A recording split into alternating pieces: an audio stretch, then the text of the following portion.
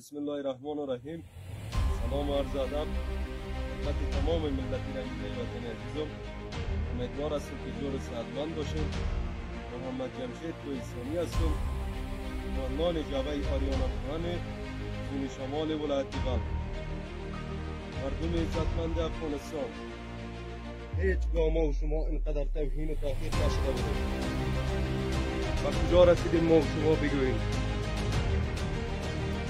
و الله قسم است موی در بدن آدم راست میشه، اشک به چشمان آدم جاری میشه.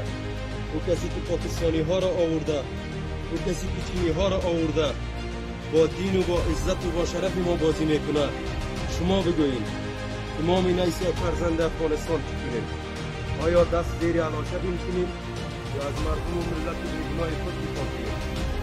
وقتی که همسمان ما و بسیار یک حالت گرامی در پنشیر با جور پنشیری بودن و تاجیک بودن از شهید میشه و شکنجه و تهدید میشه و خواهران همزبان ما در پنشیر خون گریه میکنند، برای همه ما شرم و ننگ تاریخ است اگر قیام نکنیم و در مقابل دشمنان قسم خورده وطن ایستاد نشویم.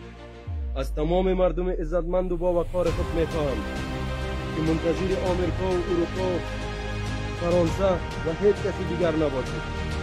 همه ایمان دست به دستی هم داده وطن عزیزمان را و ملت مردممان را از چنگ غلام‌های حلقه گوش پاکستان نجات بدهیم.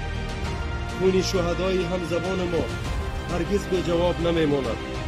انشالله به توکل پروردگار صبح پیروزی نزدیک است. زنده باد احمدی مسعود، رهبر جبهه مقاومت جمهوری اسلامی افغانستان.